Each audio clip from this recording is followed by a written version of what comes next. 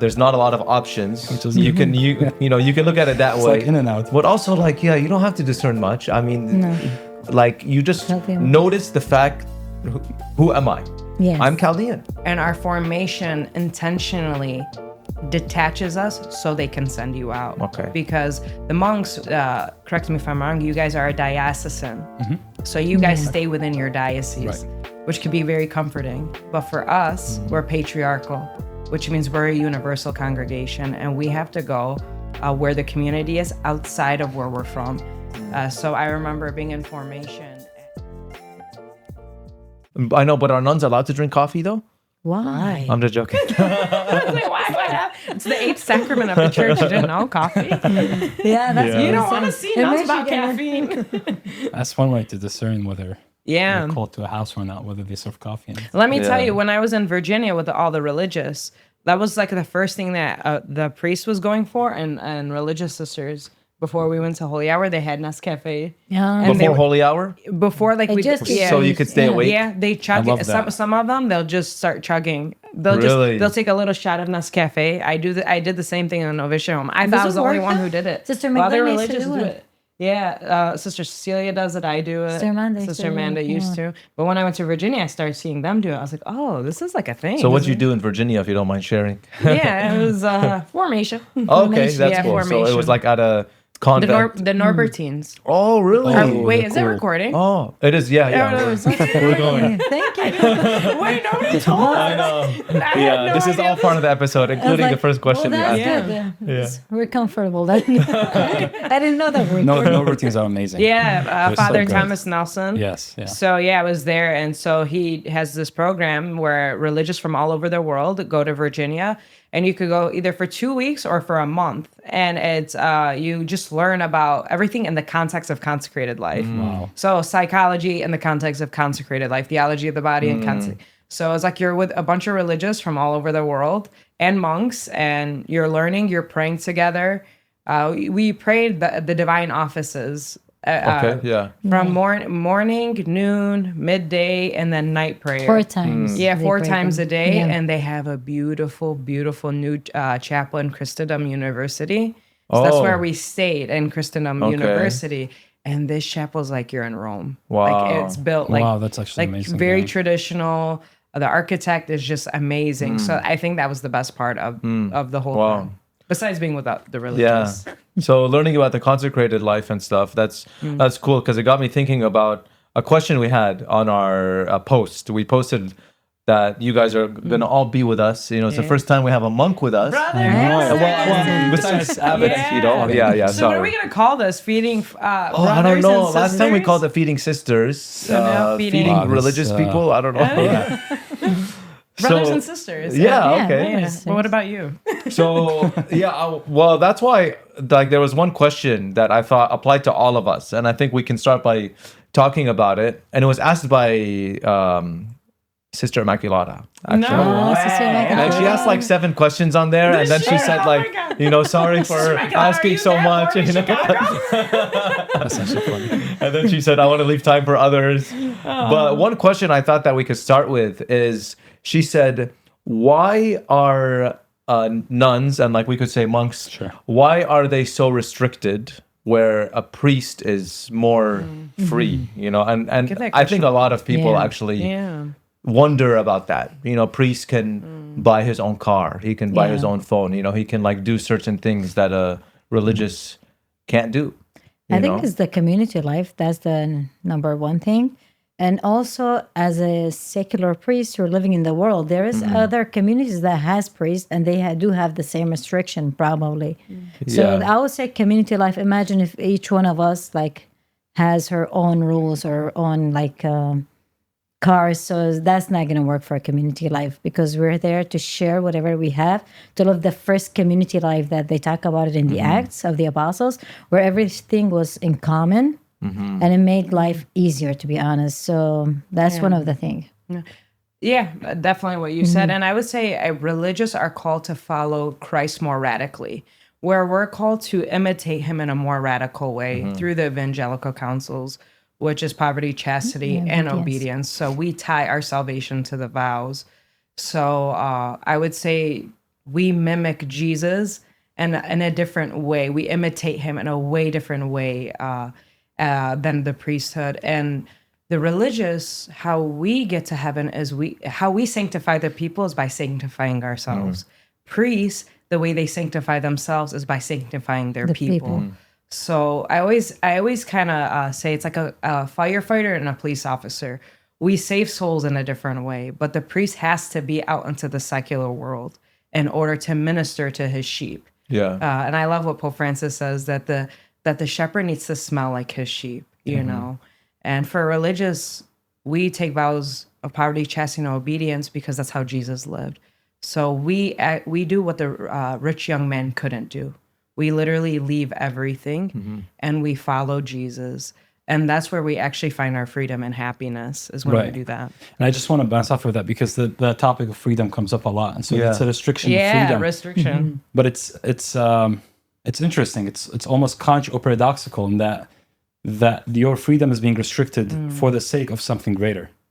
Yeah. And so I've seen people apply this when it comes to all aspects of life. They apply it when it comes to working out. You have to go through the suffering of whatever it entails to fast, to be an athlete, every aspect of life, to study really hard to become a good teacher or doctor, whatever you're doing. Yeah. But then when it comes to God and our relationship, as far as forming our own our own character, so that we can serve Christ better, most people are like, well, this just applies to you personally and what you struggle with. But there is this universal thing, which is you offer up things, you offer up your will for the sake of something greater.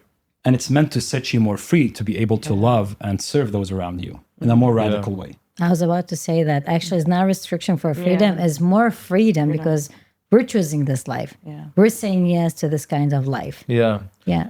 This could be hard for some people to understand, and even for me sometimes. And so I want to share something actually that Abbot Ankido said last week at the men's group. He gave this very good example, which is about sports. And specifically, he brought up the example of Roger Federer. He's probably the best tennis player in the world, maybe ever, And when you watch him play, and I've seen him play, and it's just beautiful. He just looks so much at peace, and he's so talented, like he's playing the game perfectly, so he is completely free out there when he's playing the game, and he knows all the movements and he can do it excellently. But how did he get to that point? He got to that point by restricting himself a lot. He had to say no to a lot of things. He had to really have a very disciplined lifestyle so that he can get to that point, and now he's free to be the best tennis player in the world. And that's how it kind of is with us. We have some restrictions on our life, and for you guys it's the ultimate restriction. I mean, I kind of envy you guys because you guys have more rules, and so it's kind of more of a safety that you can. All you have to do is just say yes. Exactly. Even Saint Faustina said it is very clear the will of God in the convent or in the monastery life, because of the rules and because we know our constitution, because of the evangelical councils. Back to what you were saying about the player. Actually, St. Paul said it or mentioned it in one of his letter. He said, I have to control my body in order for me to race and to get to the final goal. I don't know exactly the verse. He talks about they kind of like an athlete. Yes, they an work athlete. for an imperishable. But we work we work for something that's imperishable, but an athlete works for a perishable goal. Yes, but even the athlete has to put some restriction and self-control. Yeah. Okay, so let me. Good question. Yeah, Sister that was a good question. God bless you, Sister Immaculata. God bless you, sister. Hope you're doing well over there. Call me. No, I'm kidding. Okay, so brother, can you explain? This is actually a very good question because we're actually awaiting, God willing, that you'll be ordained a priest very soon this year. 2 vocations. Can we know when? I can barely handle one, man. You can handle 2. Vocation within the vocation. Well, God bless. Within the vocation. Yeah, that's nice. It keeps me different. What did you say, sister? Can we know when or no? I think we can tell them, right? Yes. As of right now, May 8th would be diaconate, and then September 8th, which is actually the day I took final vows. Wow. Oh, yeah. Right? I remember Perpetual that vows. day. Yeah. So I don't know how that came about, but I was. It just happened. I just saw the date. I was like, Nativity of Mary. And Yeah, yeah, the that's birth of the the birth of September Mother Mary. 8th. Okay. So September 8th would be the Okay, would be the priesthood ordination. Nice. right. Very nice. That's amazing. beautiful. As long as the bishop is happy with me, then I'm good. Yeah, you know, You if- better be on if- his good list. If nothing drastic happens from now till then, I think we'll be good. So the question is, can you explain the difference between a monk and a priest? And I think it also relates to the other Yeah. question that we had. Yeah, so I think a monk is not that a priest is not called to live out the perfection of those vows, chastity, poverty, and obedience. Because, I mean, even when we speak about obedience, you owe obedience to the bishop, also in a sense to the community Yeah. that you have, the other priests that are with you. You fulfill the vow of chastity for sure. You're not married, and then also there is the vow of poverty, which is something that religious fulfill for sure, but then priests also, it's more like my detachment from the things that are being presented to me, rather than being materially poor, unless God calls you to that. Yeah. And so there's a big similarity in that, but I think what Sister said, which is that the priest's mission is to focus on his parish and his community, and that's his family. That's the family that he's being called to serve, to sanctify him. And like, you know, a community will smell like their shepherd too. It works the other way around, right? As far as a monk goes, well, you do live in a community, and it's the community, the immediate community that you're with, that's called to sanctify you. By sanctify you, I mean die to your will and to your own desires to live for something greater. That's actually supposed to fulfill you. And so that's, you know, in the monastic community, you practice that in so many ways, because you live with, I mean, soon 10 other guys, 9 other guys in the monastery.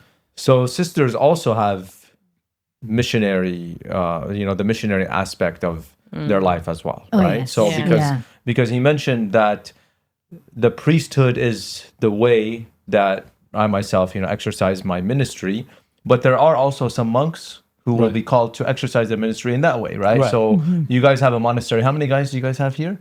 Well, And we're monastery? about to be 9, and then Okay, about to 10, be 9. 10 very soon.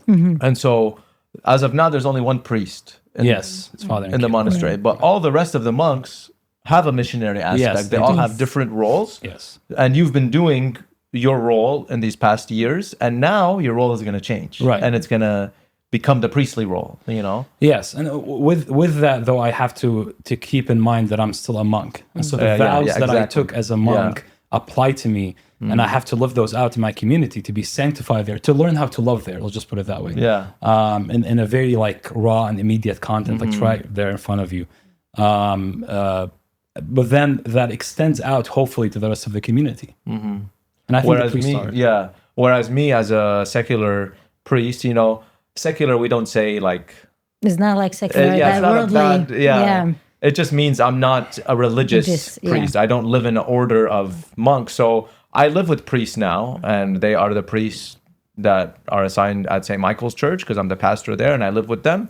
But I could move to another parish. I could live with other priests, but you will always be linked with Right. the monastery, Community, just like yeah. you will always be linked with the convent, although you can Exactly. move to different other convents, right? ones. Yeah. I have a question. How does a monk discern priesthood? Does the abbot kind of approach, that's a or good does question. the Yeah. monk approach? I this? think it's there has to be some desire from both ends. It can't be just that the monk wants to become a priest, and then because then you begin to question the motives. I forgot who it was that said that if someone comes into this church and says, "I want to be the patriarch," or "I want to be a bishop," or something, it's like So it's you will know discerning. exactly. Or someone comes into the community and says, "Well, I want to fix things." Yeah. Like you be fixed yourself. Exactly. Yeah. All of us Like- need to be. I'm being called to the priesthood because God sees that I'm deficient in so many ways that I need to, I need this maybe radical of a calling to experience a real encounter with Him, and a real encounter of love that will continue to change my heart. Yes. And so it's a calling to, I guess, greater service, a greater kind of death to self, even, or an added. Yeah. But I'm forgetting your question. Yeah. Yeah. So, because I heard, I don't lost know, I track. think Brother Sinan told me this of reading like the Desert Fathers and monks, stories about monks. They never want to be approached by the abbot, Yeah, being told yeah. to be a priest. Right. They Oh, all want to yeah, run yeah. because more temptation comes. Yeah. in the priesthood. And it's funny because going back to the first question is some people see religious life harder, and I think it's complete opposite. The priesthood is 10 times harder. And I forgot which, I think it was John Vianney. I can't remember which saint said it, that once the bishop lays his hands on the deacon to become a priest, it's like he has a red dot, a red bullseye on him for the enemy to go after him. And then he actually gets a second guardian angel because of the severity of temptations that priests have to go to. So I think going back to that, but like I heard monks don't want to be priests. Yeah, so I mean, it's a good point. The religious life is, in some sense, more. I don't want to say comfortable. That's not the right word, but like it's a safer net. Yeah, You know, it's a you're more there, direct you have path. your brothers. It's a Because direct the path, community and it's like life. this is what I want to do for the rest of my life. those four And walls then- save you. Right, You know? and then God is like, no, I'm gonna sort of whatever insecurities, shame, anxieties you've dealt with in the past. I'm gonna make sure that those now are like some things that you have to deal with publicly and things that you have to challenge As a So- priest, right? As a Yeah. priest. Yeah.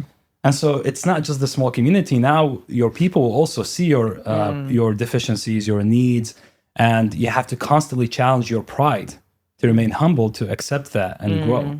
And so I think that's part of why we don't want it to. John Henry Newman, I'm reading his Augustine Institute little like book thing right for Lent.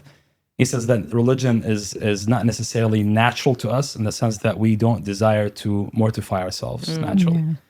And so, in that sense, I mean, when the priest comes and asks you to be, he says, "Well, I think that you have it, and I think God's calling you to vocation this." in you. Right? Yeah. So- They're like, "Oh, So the abbot plays a huge role here because like Yes, he's the he one does. who's like yeah, the superior, and he's like he knows your qualification for Right. this, and if you have the vocation.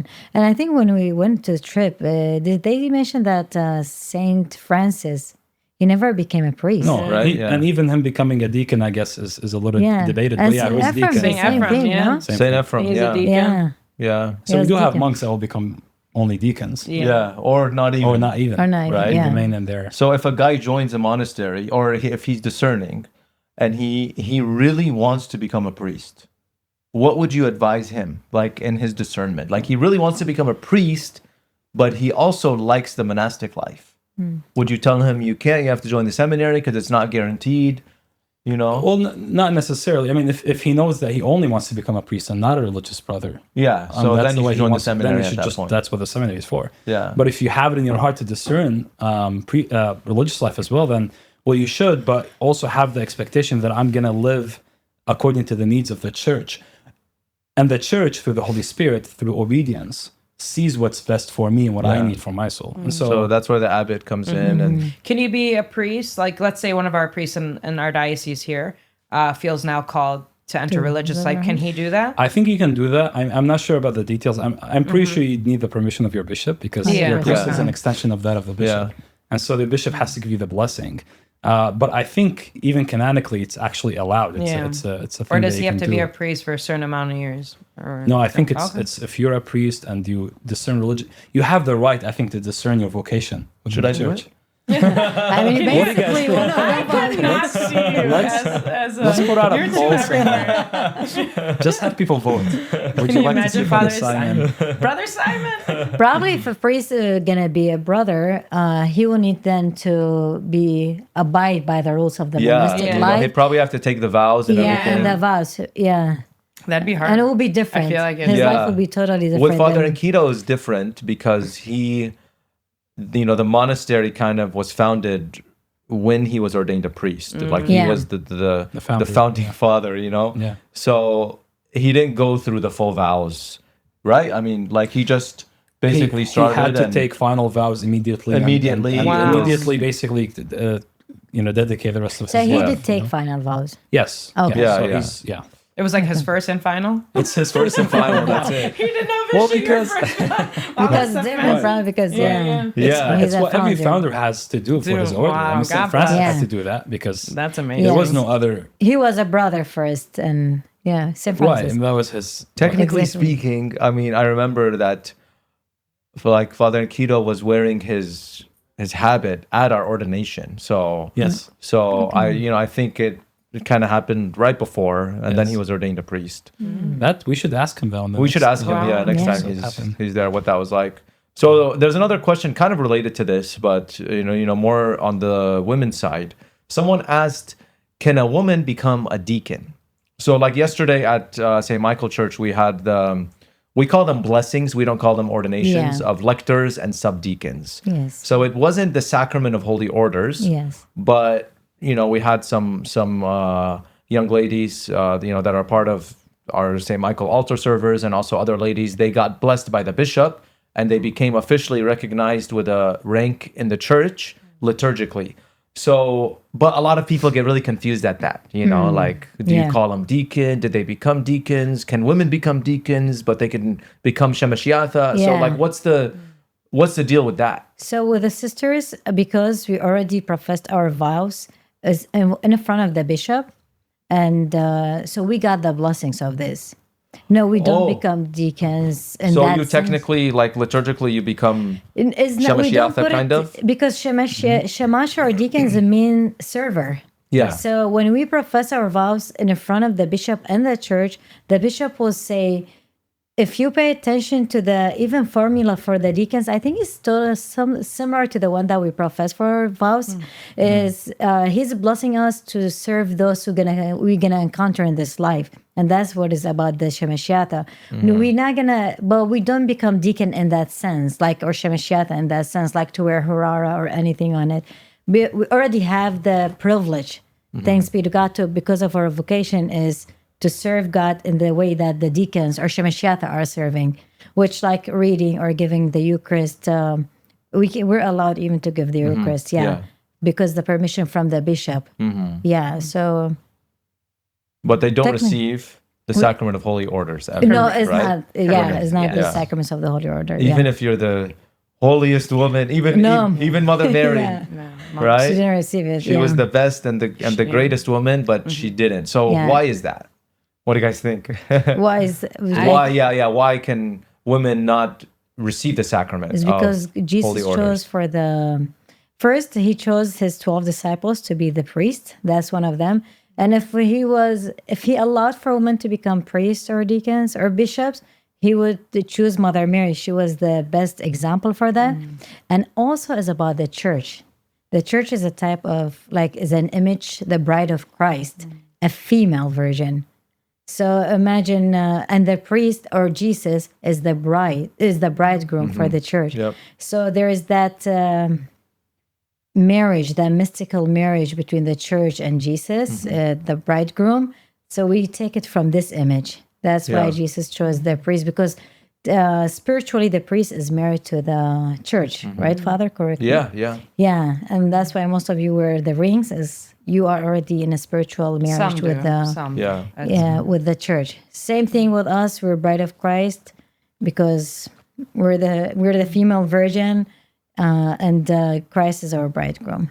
So, you want to add something, Khadi? Everything you said was accurate. And I would just say, in a family home, you need a father and you need a mother, like the complementary of both, and I think in the secular culture, we want to diminish masculinity, and we want to diminish that there is a difference between the two. And it's so beautiful that I think we have a role and men have a role, and we complement each other in these roles, just like how a husband and a wife can never take the role of a husband, and the husband can never take the role of a wife. And I think same in the church, as women, we have a huge role to play. You need motherhood and you need fatherhood. You need both in order for there to be a healthy family. And the church is a family. So I think God in his wisdom, I think he knew what he was doing. And I think no religion elevates the dignity of woman like Catholicism. Look how many churches are named after women. Yeah. Look, no church has more names of women than the Catholicism. Right.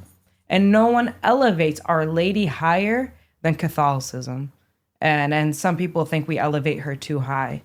Well, Jesus, I think, was the best and most healthiest feminist out there. Yeah. Really. That's a good way to put it. If you really want to know what feminist looks like, go look at Jesus. He's a feminist. Because nobody elevated women like that man.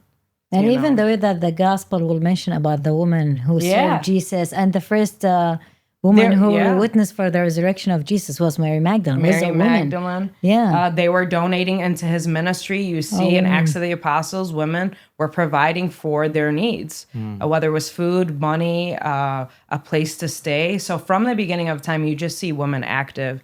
And you see in the beginning of time, Jesus is having these encounter with women, and he's healing them, and he's restoring them to dignity and wholeness. So And even the end of Revelation, the end of the gospel, the last book of Revelation, it speaks about church, the bride of Christ.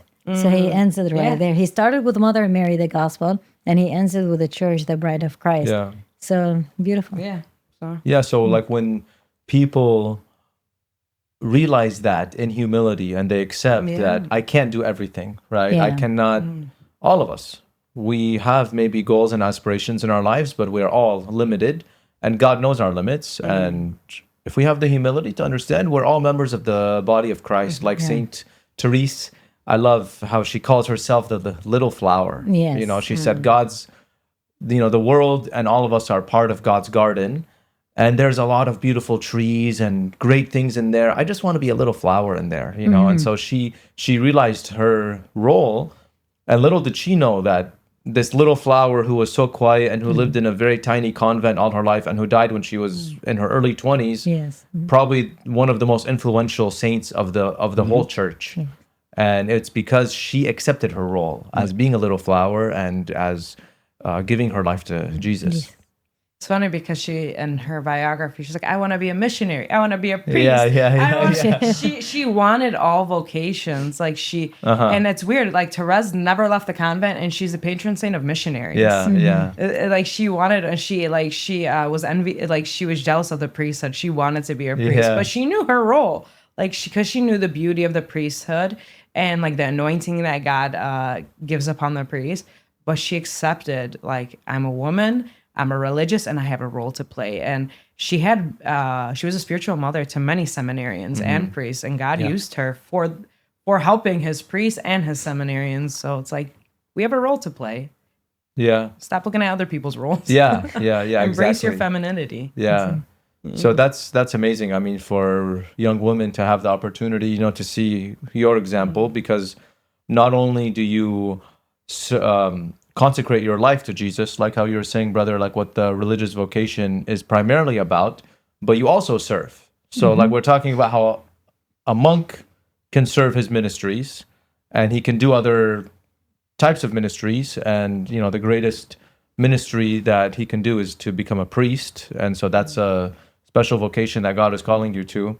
So can you guys talk a little bit about your ministries? What type of things do you do in your service? So you have your prayer time and your consecrated life, but what do you do outside, so that people can... So you said in the beginning, like, we're missionaries, and I think specifically for our congregation, you have to have a missionary heart because you're going to be sent out, and you're going to, and our formation intentionally detaches us so they can send you out. Okay. Because the monks, correct me if I'm wrong, you guys are a diocesan. So you guys stay within your diocese, which can be very comforting. But for us, we're patriarchal, which means we're a universal congregation, and we have to go where the community is outside of where we're from. So I remember being in formation, and it was ingrained in our brain. You are not a sister for Michigan. You are not a religious for Michigan. You are religious for everyone. Yeah. Every human being. And your heart needs to stretch for the capacity to love everybody. California, San Diegoans, Chicago, Dubai, Iraq, like, you have to have a mother's heart, and you have to allow God to stretch that out for you. So there is a missionary element to that. But what we do out, sister, you want to tell them what our charism is and how we do that? So I just want to mention something that any religious, either priests, monks, sisters, we have to have this two aspects in our life, is to be contemplative and to be missionaries. And that's what Saint Teresa of Little Flower did. She was a contemplative sister or nun. That means she did not leave her monastery. she used to, like the prayer was the main thing that they used to do, but she has that missionary heart. Same thing with us, just like Mary Magdalene and her sister Martha. We have these two aspects. We do have our prayer life, our personal life to pray, our rules, like we have community prayer life. And also we have the missionary life or apostolic life where we do serve. Right here in San Diego, our mission is that we take care of the elderly. We do have a retirement center. And also we serve in the church. We serve with Father Simon, Father Ankido. It's very beautiful. Yeah, sister goes to St. Peter too. So we serve in the church and formation. So we do like pastoral. First communion. Yeah. So we do Yes. We always collaborate with our priests. Priests. Yeah. Like we never do anything independent outside the diocese. So we do parish ministry and whatever that looks like of what the priest discerns in us, what he would like for us to do in the parish. Yeah. So that's one thing I like about us specifically is that we partner up with the priest. Yeah. You know? Actually, I love it when we work with the priest. It's just so beautiful. Like you can't there is a lot of fruits in the ministry when it comes like. So yeah, we do the formation formation for youth. Like now we have the youth group, high schoolers, middle schoolers. We do here the women's group. I just want to mention is once a month, every Monday at St. John. Every first Monday in the month at 7:00. Yeah. So that's a beautiful ministry actually. When all the women we come together, it's just really seeking holiness, talking about Jesus, sharing our ideas, struggles. It's beautiful. You guys are there every month, right? Yeah, every month, we the try first to be. Monday of the month at 7:00. Yeah. At St. John Church in the St. hall. John. And Father Ankido was very happy when he saw the sisters attending. He's like, yes. Yeah. And then like they just Slowly, I feel like he's backing out. He's I like, feel like slowly he's like, good. Because he's the only, obviously guy in there giving the talk. And I was like, Father, when are you going to come? I keep asking, Father, we're going to start this. Father, he's trying, just to let us. no one's more obedient than Father Ankido. I'm telling you, he's the most, like anything I need of him to do, he'll do it. Like I'm like, Father, like, do you have a headshot? Like I need like what is it called?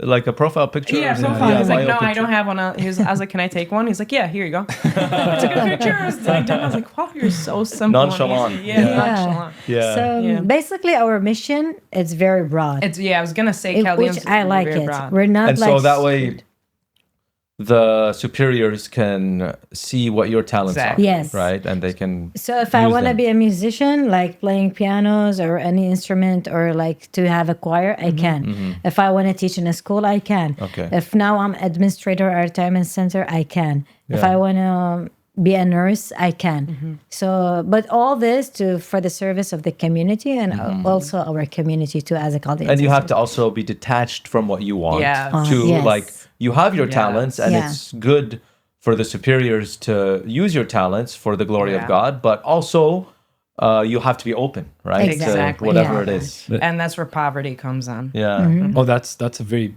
beautiful view of poverty. Poverty and spirit, like even your gifts Letting are, go. are at the yeah. disposal of your community. So if they say, hey, we want to use you for playing piano, amen. Okay, no, we don't anymore. Amen. You know? Okay, so somebody asked also about and I think this is a good lead into that, about what's the difference between like the Sons of the Covenant and the Franciscans or other types of, orders. So like you guys look the same as Dominicans, Yeah, we do. but you're not the We're same. first If I got a penny Right? of how many times somebody asked me if I'm Dominican, Yeah. I We'd be promise rich. you Millions. million. We could build 10 churches here. Yeah. Oh, nice. Yeah, they ask us Yeah. all the time. All the time. So it's not just that you discern to become a nun, right? Yeah. Or a monk. You're kind of discerning within a particular order and what their charism is and what your Yeah. talents are and what the desires of your heart are. All of that. So what's And so like if you're discerning into a community, or it's sort of like, I forgot who said it. They said you don't date someone by thinking about them. You actually enter into that relationship, Yeah.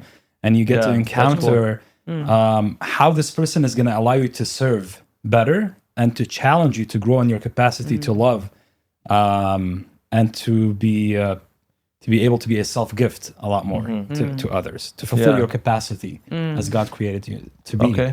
And so in a community, that's part of it. It's what is this community cultivating in me this desire to serve and challenging me to grow beyond the boundaries of what's comfortable for me, to give myself more, as opposed to this is just a comfortable place that I feel like everyone's cool and we don't have any problems with each other. Yeah. Because people are tempted to think that way, like, because There's no perfect community. Yeah. Right. Yeah. You ain't never gonna find that. right, Yeah. and you find the community that's gonna challenge you to grow the most, and allow you to live that life of truth that Jesus is calling you to. So it's gonna prick your conscience more, and it's gonna bother you more, and it's gonna be more challenging. It's not gonna be just this like perfect fit. And I think relationships are meant to be like that too. Yeah. I think that's why relationships fail sometimes, because people have the expectation of this ideal, Yes.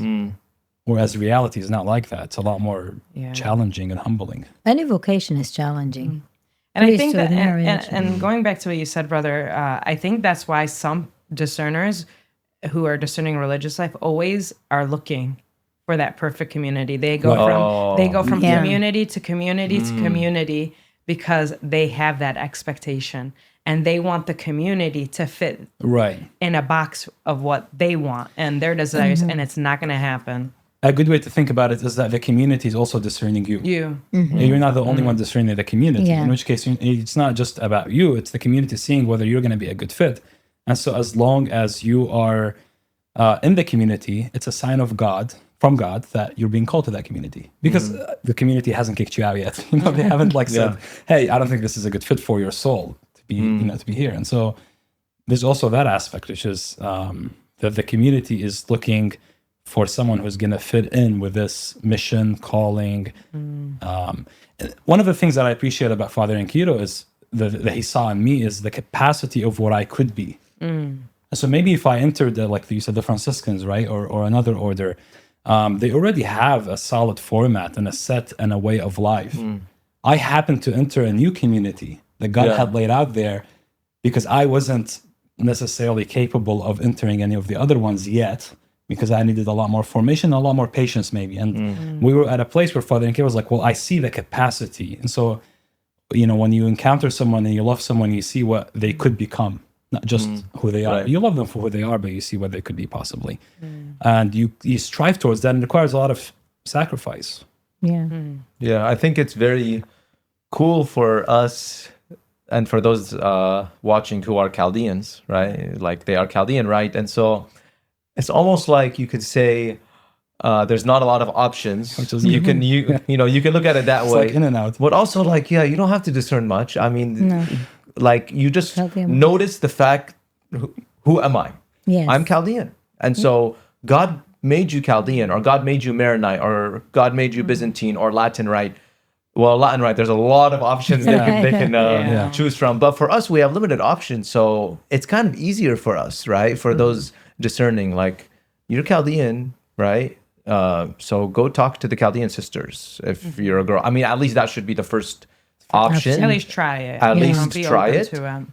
And At least, imagine if sister was being called to serve here at this community, and then she's like, no, you know what? I just want to go do my own thing. I want to be somewhere else serving in a different capacity. But God usually calls you to serve the people that are closest to you, that He's put in your life. And those you're are the tools part of for that us. family, Right. you know? I mean, Jesus first, he came to his people, Jews. He was Jewish. He came to his people, Jews. And that's what he said. I came first to serve the Israelites. Then he went and served the other nations. Right. Same thing. I mean, we're in a community, Chaldean community. It's you see yourself that you fit in this community. And even in a canon law, correct me, Father, but I remember this verse. Even the canon law will say, especially on Sundays and feast days, each community or rite has to go to their own church. It's to be like to preserve the community, to be with the community. Yeah, so as a Chaldean, it's better that on these feast days, on Sundays, to come to the Chaldean church. Yeah. And same with the religious I think stuff. Pope Benedict too. I think correct me if I'm wrong. He was very big on like East, stay with the East, Yes. West, Oh, stay yeah. with it because you guys make it rich. We have very You're beautiful- making the church yeah. richer when you guys stick to your traditions. When you stick to to what you were born into. Yeah. But it's funny when I was discerning, I was not too sure if God was calling me to be a Chaldean sister, just because I was so whitewashed. And like after my conversion, I would just like I'd go to like mass. I didn't Yeah. and it was actually until I was like really seriously discerning But Father Patrick brought it to my attention. I remember we were at seminary. He's like, well, why don't you check out the Chaldean sisters? You are Chaldean. I was like, yeah, you're right. And I ended up like, So as soon as she saw me, yeah, she said, that's what it it. did. This I is said my it was, vocation. I gotta live with this girl for the rest of my life. Exactly. That's my penance. That's why I'm following you. No, my cross followed me. Actually. Can't get rid of me. No. Yeah. Then she followed you here too. Yeah, she that's what followed I'm saying. You can't get And rid of no, me. the first when she entered the convent, all the sisters were in vacation. It was only me and Sister Yeah. Agnes. Oh. And so I opened the Oh door my for gosh, her. I forget. That's You're actually right. funny. She was the one. Wait, to that's me. in Michigan? It was Yeah, just you, Sister Michigan, Agnes? 2017, I remember. Yeah, that's so true. Yeah. It was just you and Sister Agnes when I came, and I actually entered because they were all on vacation. Yeah. But I did look at other communities, and I did stay. I remember I stayed, and it just didn't feel right. I don't know why. As much as I liked their spirituality and like how they were organized and all these type of things, it just for some reason there was this longing in my heart. It's like I want to serve my own people. I think that's what really kept me to pursue the Chaldean sisters. It was that I think that I want to serve my own people. Even now when Period. we go like do retreats, sometimes we do it like in the convents or like retreat centers that are run by sisters or friars. It just, like we pray their prayers, we'll be with them like during their schedule. And just like I look at it, like the way that they do their things, it's so beautiful actually. But it comes to my mind, no, I was a Chaldean. I'm a Chaldean sister and I love being a Chaldean sister. I don't imagine myself to be in a different order. Yeah. Yeah. Yeah, people were also asking about, some of the differences between the Chaldean Church and the Latin Rite. For example, somebody actually asked if it's allowed for a Chaldean to go to a Latin Rite Mass. And, you mentioned that it's obviously preferred by the church that you stick to your own rite, but it is allowed, because we do believe that we're part of the same Catholic Church. And there are different ways of expressing the faith, which is shown in the different rites of the church, and also different ways of expressing spirituality and our relationship with God and our service, which is also expressed beautifully in the many different orders that are there. It's not like this order is correct and yours is wrong. No, it's that, this is what they do. And you are Chaldean sisters and you serve the Chaldean church. You are Chaldean monks. And so it's just kind of part of who you are.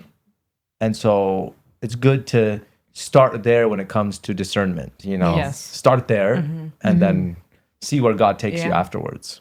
Like we had, there was 2 girls who switched rites from east to west because they felt called to Mother Teresa's order, Yeah. and they felt called to serve the poor. So that was a specific calling that they had, you know. So sometimes God will do And that's that. a beautiful thing too. Yeah.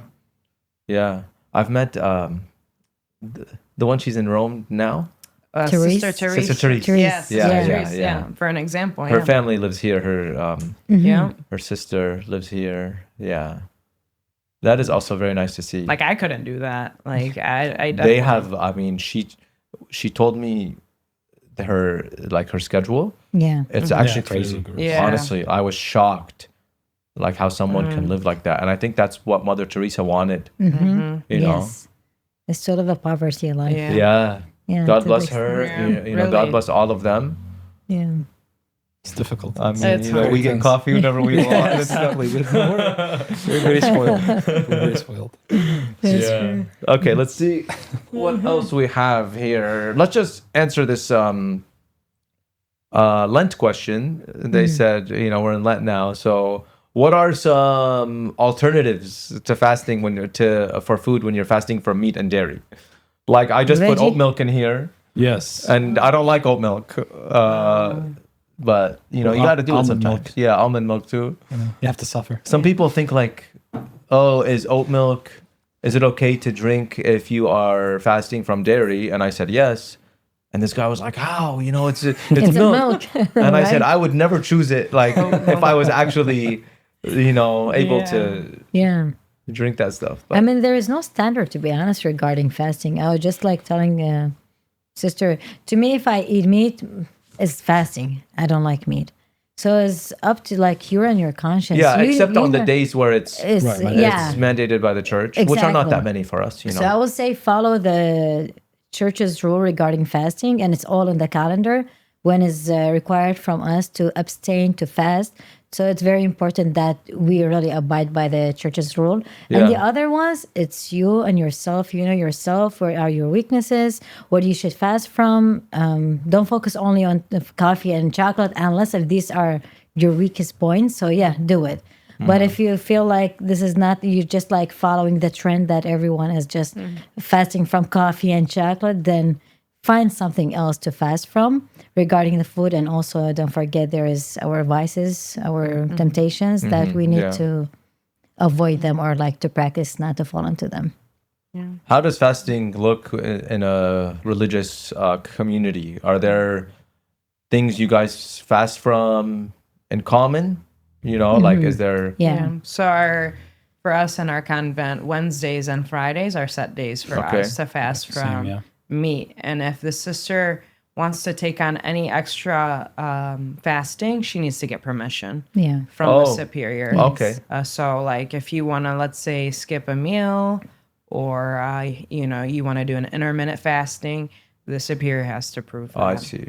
Because that means also that you're going to be missing the community meals, unless you just Yeah. have to sit there. Unless and you sit there, drink chai or something. Yeah, you would sit there. You would still come, be and that's present. even more. Yeah, which is challenging, even yeah. more challenging because it's like in front of you. Yeah. But yeah. that Also, was- like we do clean up for snacks, anything. We do have snacks, but like it's more like, okay, don't snack if you're a snacker, or like we we eat a lot of leftovers. yeah, Like, that's really, infesting for us. We eat like leftover. She's under my mercy. I cook. That's Do you cook? Yeah. yeah, she cooks So too. formation, we used to rotate with the sisters. Oh. So Yeah. now it's just like me and Sister Lord. And my gosh, she cooks like she's still in a big family of 7 still. Oh, And so it's there's just a lot of like- leftovers. So like we just keep like rotating and eating, but it's good because it hurts and it strips you from Yeah. your attachments. Like when I came from the formation house, like the sisters here in California actually live a lot more simpler and different actually than living in the formation in Michigan. And I felt it. I felt it with the bed I was sleeping on, with the food we were eating. And it was like, I felt like I was detaching and it was hurting and it was stripping. And I was like, wow, I lived really pretty comfortable. And maybe that wasn't a good thing. So. Yeah. Oh, in Michigan is different. Yeah, Yeah, because remember it's the yeah. formation house. It's formation. Yeah. The poor girls already gave up their whole lives. At least let them have like a comfortable Yes. bed. Yeah. Also- they're Yeah. transitioning. They're- you yeah, know, Exactly, taking it yeah. easy on them. We want to like take it. It's Slowly, true. it's a process of It's a stripping process, us. yeah. But we do a lot also like try to maintain silence in the convent more than usual. Like for breakfast, we don't speak. It's just a silence breakfast. Or like there are certain areas in the convent that we're not allowed to talk. I think the sisters in Michigan at the formation house can't really even communicate with anybody outside of the convent for the period of Lent. I think it's even more strict there. Or else I heard something like that. I'm not Yeah, sure. Yeah, probably, The sisters yeah. actually in the formation shouldn't be communicating with anybody outside of the Oh, it's the whole time. Yeah, like gotcha. if she's communicating with anybody, it should be through the superior. Yes. So like she doesn't have a personal phone. Right. Vows, you'll Yeah. get you'll finally have your personal email, but like she doesn't have that luxury to just email your family Yeah. whenever you want. That's you have to get permission. So there's like an immediate detachment. Not immediate. Slowly, it Slowly, starts from slowly. postulancy. And it also the superior discerns what's happening in your. Are you an only child? Okay. How old are how old are your parents? So Yeah. like the superior will bend a little bit to the Yeah. sister because love is above the law. Yeah, You never yeah, put sure. the law above love. So Yeah. that's why there's always adjustments we make. Nothing is ever permanent. But that's one of the fears that when this monastery is brand new, so I mean it's only 10 years old, and so one of the difficulties was discerning whether we want to have a very strict set of rules through which you're going to form everyone in a sort of a mold. But then what I could do is limit the capacity of each person and his talents. It does come back though to like we were kind of talking about it, to obedience, because remember Brother Ivan, for example, he at the beginning he really didn't want to do wood carving. Like that was not Wood his- carving? Okay. right? He didn't want to carve, and Father Ankido was like, "No, you're going to do that." And Father Ankido, he doesn't do that usually. Yeah. But now that's what you're gonna do. Now he's sound like, probably- he's a pro now. you know, he's That's like, Why he's was he looking at- like a wood carver in the beginning? nothing at all. No, he's just no. you know, he can. Oh, He's a strong guy, and he learns quickly. And Father Ankido was like, Wow. well, there's need in art in our church, and we were He in saw Italy, it and then in we him. saw Michelangelo's work, and I'm like, dude, you're matabach. You know, it's amazing. Right behind you. Yeah, the Fiera. Oh shoot! Yeah, there you go. That's if he does that, then he's yeah. But I remember that when I was in Iraq, and then when I was there, I remember I was trying my best to do 1 meal a day, for example, and that was my way of fasting because food there is delicious, and it's really hard not to eat when you don't kebab. have a schedule and the kebab. Yeah, I heard it's Exactly. Really So there's all that going on, and by the time I got to Italy, I was still on 1 meal a day, and. oh no. And so, right? And Italy's Oh, different. no. Italy's different. And I remember I was sitting down at lunch with the brothers, and I didn't order food. And then I had this conversation with Father where we're like, well, the point of food also it's not just for self-mortification, but it's for the sake of the community. And so I had to adjust my fasting so that I can accommodate for love, for charity, for what's necessary at that moment, as opposed to Yeah. me just disciplining my own will according to my wants and my Exactly. needs, and that could become very prideful quickly. Yeah. Yeah. And so Yes. your superior usually catches on to that. It's like, Yeah. no, Oh, slow down yeah. on that. Yeah. Actually, Exactly. I know it's hard, but slow down on that. And then it's hard because it's like in community life, you're told you don't want to always stick out. So like if you're constantly Right. taking on these extra penances, Yeah. or like you're not eating what's in front of you, but then you're sticking out. So it's like it takes a lot of prudence and wisdom on the religious part. It's like, okay, should I be eating because everyone's eating? Right. If I don't eat, I'm gonna be sticking out. Yeah. And that can it can cause temptation for the sisters to judge you. It could cause temptation for self-righteousness. Yeah. So you have to know what you're kind of prone to, and you also have to. St. Paul says, when they eat meat. Don't do things that's going Eat to what they cause. place in front Eat of when you. they Right. place. Don't do things that's going to cause your brother and sister to Yeah. sin and these type of things. And I would say, like our life brother, correct me if I'm wrong, is constant penance and mortification Yeah. from the moment that bell rings.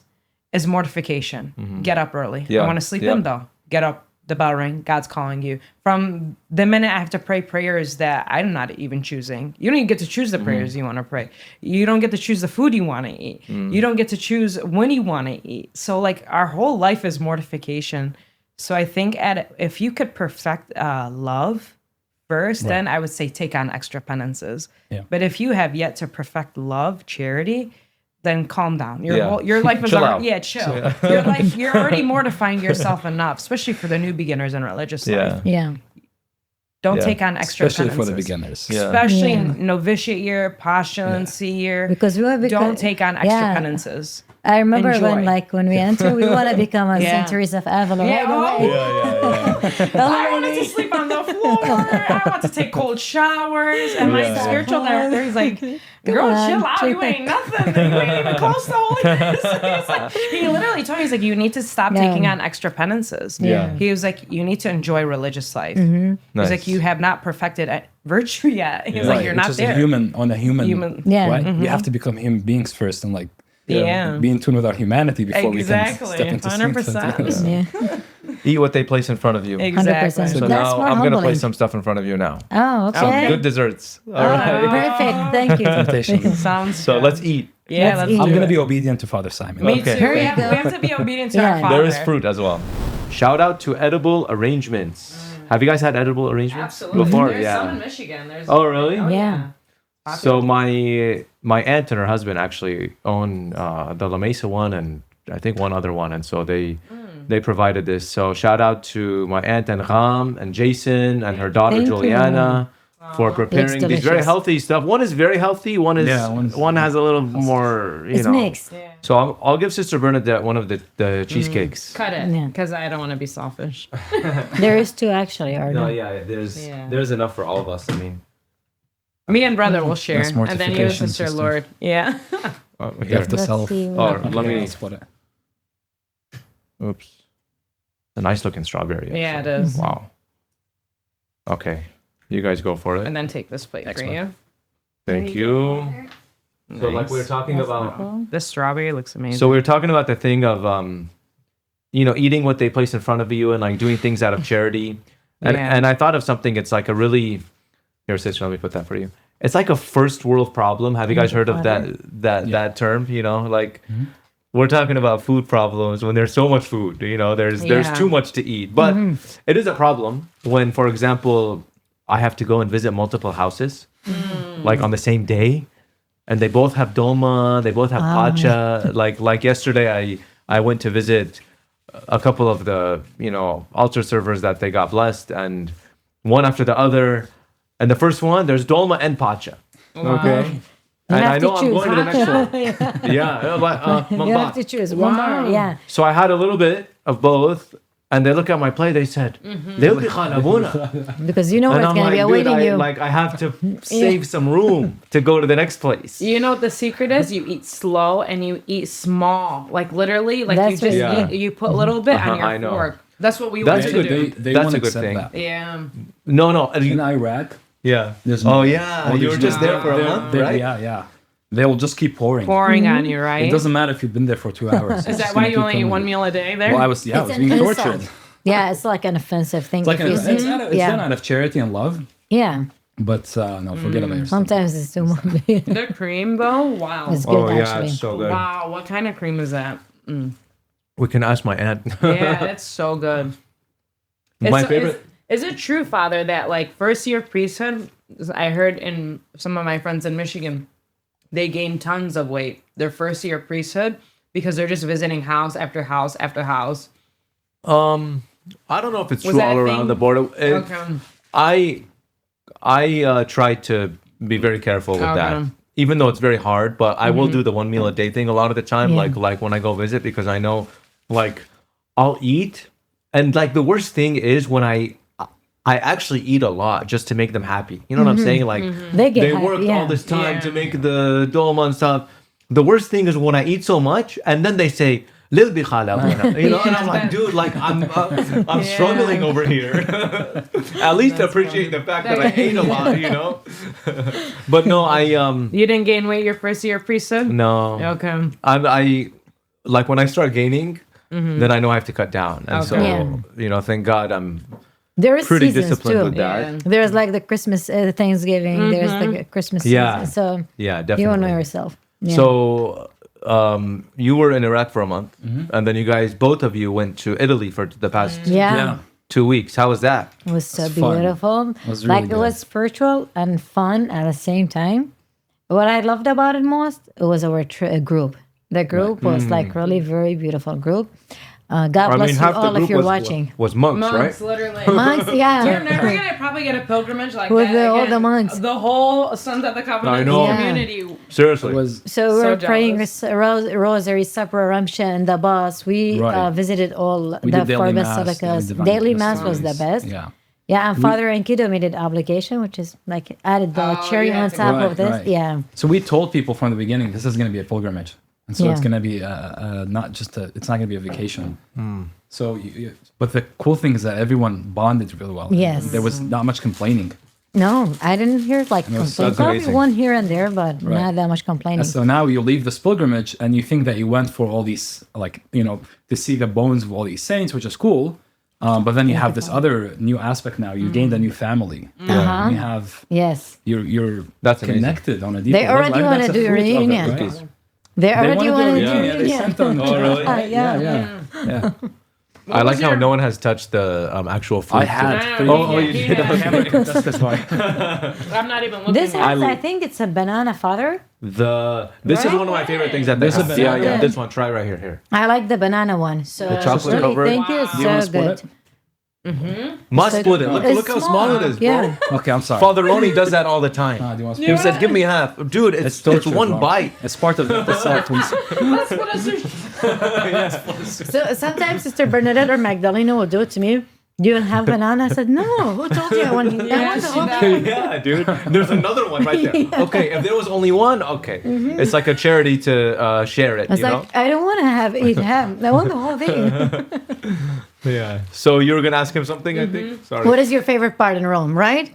Or in I read pilgrimage? in Rome, and then I want to hear what was your Okay. favorite part in Rome. Hell, do you have time? You answer the Italy part. Okay. Oh yeah. I told her the Iraq I'll part. answer on behalf of That's you. a good. Okay, the Iraq. So, Anna, are you Sorry. gonna? No, I'm sorry. Dude, what? What's supposed to happen here? Ladies first. Yeah, sorry. So, the spiritual part of it was the San Giovanni Rotondo. Oh yeah, Padre Padre Pio. Pio. Padre Pio, man. Like, I'm very sure that his spirit's still there in that city. Like, there was nothing in the city to really look around. Like, even there was barely some restaurants that we went to that was close to the church or the basilica. But his spirit being there, his body was there. It was so beautiful. Like, and Assisi was like, it's a piece of heaven on earth. Oh yeah. The peace in Assisi, as soon as you walk into that place, and you know there is St. Francis Clare and Carlos Acutis over there. It was beautiful. Yeah. I'll add and say that the gelato was delicious too. Yeah. Gelato. Mashallah. How many Right next to the how many times a day did you get gelato? I used to control myself twice a day. That's Sometimes. killing yourself? Oh yeah. That's You could easily fall into But the like it 4 and was 5 times. small portions. Yeah, the coffee was good there. Coffee. Yeah. Coffee was good. Yeah. What about church? What church were you We at? got the blessings of the holy doors too, that the four basilicas, the Right. St. Peter's, The Jubilee year. yeah, the four major basilicas in in Rome. We had the blessings over there. Was it all on one day, right? Like, Yeah. like you went to visit all of them? Okay. Oh, I One of only them was stayed the second day, but yeah. 3 days, I think. So we were doing it like separately. Wow. But St. Peter was the last one. Yeah, it was beautiful. It was beautiful, And the yeah. privilege to have mass, especially at Major St. Mary's. St. Mary Major, yeah. That was beautiful. too. very major. We did mass Twice celebrated mass in front of the tomb of Saint Francis, which was a coincidence. It just happened that that's what they had available. St. Francis? Saint And- Francis No, of Assisi Assisi. and Assisi. And Assisi. And Oh, it's- right, yeah, Oh, yeah. yeah, So- we were in his oh, tomb. wow. Yeah. Right? So that was cool. We were Yeah. right there where he's buried. That was really, really Okay, good. so now Iraq. Okay, Iraq. Iraq. Iraq. Iraq. Iraq. Iraq. Some mud. Remember some mud? Yeah, that's what. So it was a very humbling experience for me because you get introduced to your culture and to your people again, Yeah. and to You were your born in heritage. Iraq, right? I was born in Iraq. I was very young when I left, so Where? this is a different experience. I was born in Baghdad, Oh, back yeah, then. Baghdad.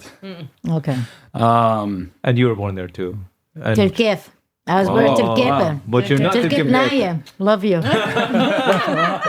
Shout out, dude. We adopt you. You know what I'm Is saying? this We can, love we, can we to- go?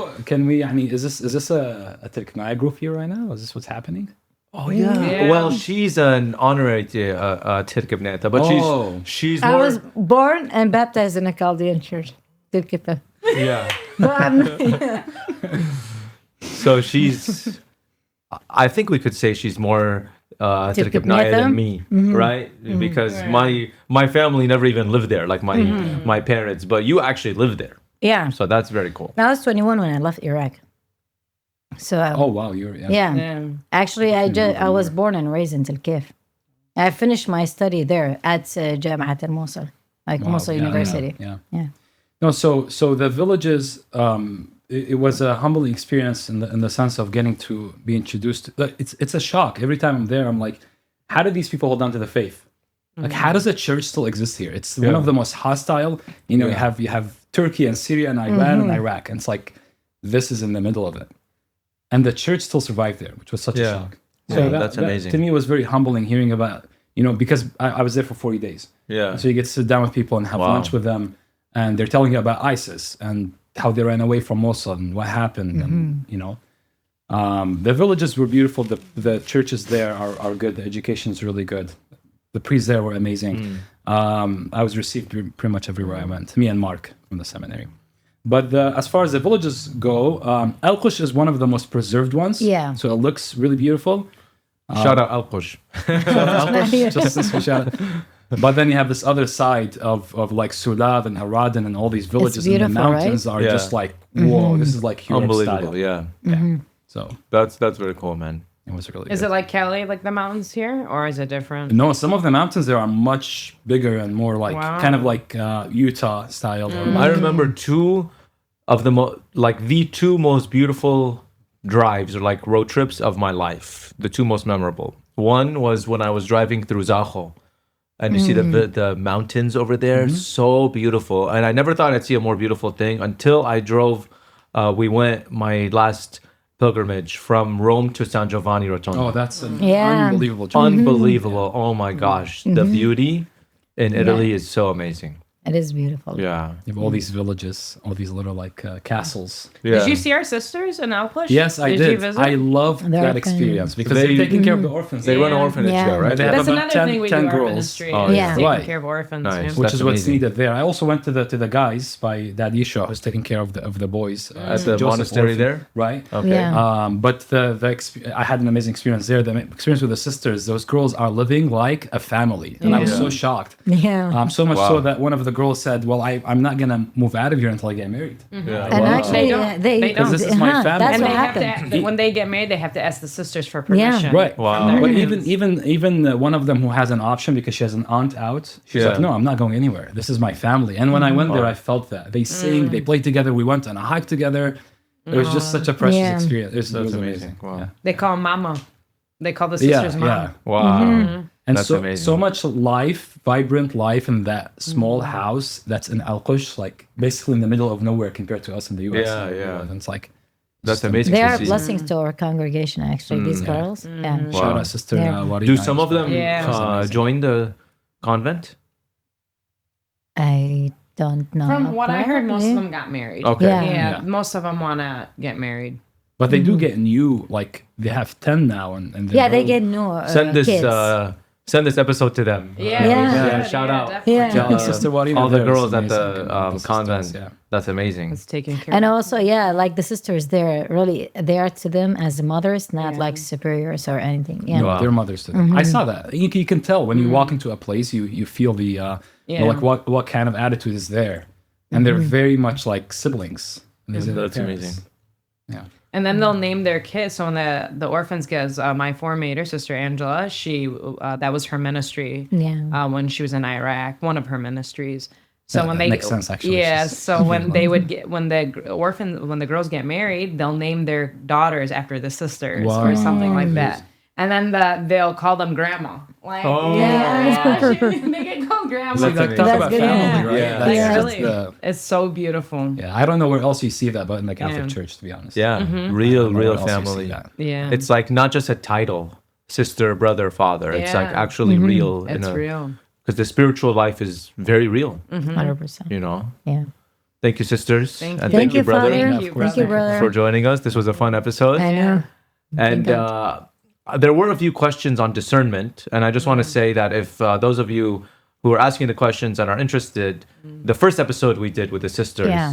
so we had Sister Agnes on here as well. We talked a lot about discernment. So Call us. yeah, Follow us on Instagram, Yeah. Chaldean Sisters. Oh, yeah. CA. Underscore CA. If you want Yeah. to follow Novitiate, it's okay. You can. But okay, I make actually sure. highly Convert. recommend follow Chaldean Yeah, Sisters yeah. They all do Novitiate great work. and Chaldean Sisters CA. You'll learn a lot about Yeah. who we are and what we do. yeah, and Don't follow us on the Instagram Chaldean because monks, they they don't don't post. We have not posted anything. Up with their Instagram haven't, that you should know. be. Hopefully, Father Simon I will should- adopt us soon. And I should push them more. They've told me Father, actually. if you want us to control your guys' brother, if you want us to control we have a your few account offers on the too- table now. So we have to see. It's going to be Father Simon, the sisters. You guys do a good job, though. It's, Yeah. I keep hearing about it. Yeah, We'll see what happens. yeah. Okay. All right, guys. Thank you, you. Father. It's always Thank a you. pleasure. Thanks for God bless you watching. guys. Peace out. Peace out.